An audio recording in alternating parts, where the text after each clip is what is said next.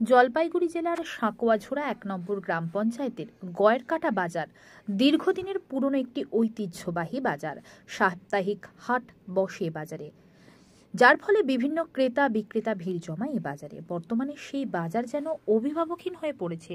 বিশেষ করে এই বাজারে মাছ, মাংস, শুটকি মাছ ক্রয় বিক্রয়ের গোটা জায়গাটি আজ যেন অলিখিত ডাম্পিং রাউন্ডও ভাগার হয়ে দাঁড়িয়েছে।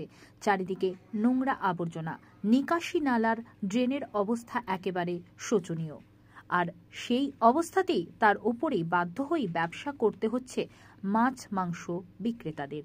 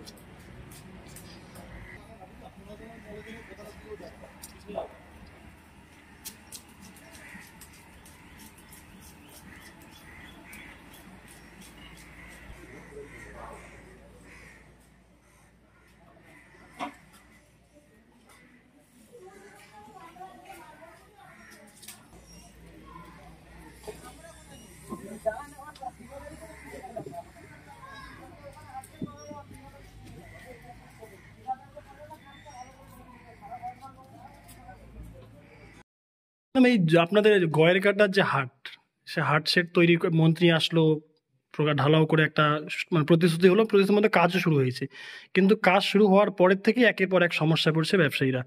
দীর্ঘ একটা সময় হয়ে গেছে, এখনো হাট সেট তৈরি হয়নি। পাশাপাশি হাট সেটের যে ভাঙা অংশগুলো, সেগুলো পড়ে জায়গাটা আরও সংকীর্ণ হয়ে গিয়েছে। মানুষের মানে বাড়ির রাস্তা ঢোকাতেও বাজার বসছে। তার পাশাপাশি বাজারে যা দুর্গন্ধ, নোংরা আবর্জনা, কিভাবে দেখছেন? মানে এখনো কেন কাজ হচ্ছে না?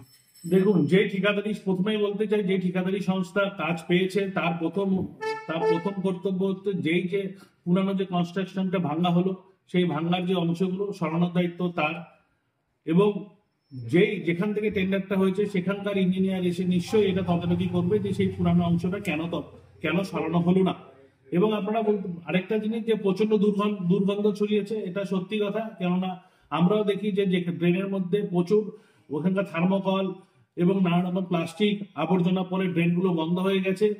এর প্রধান কারণ হচ্ছে ড্রেনের যে জলটা বেরোনোর কোনো রাস্তা নেই, এবং দীর্ঘদিন ধরে সেই জল জমতে এবং পচা জল জমতে সেখানে একটা অস্বাস্থ্যকর পরিবেশ তৈরি হয়েছে। এবং এই অস্বাস্থ্যকর পরিবেশের জন্য ওখানে নানা রকম রোগ ব্যাধি সৃষ্টি হচ্ছে। বলছেন এগুলো তদারকি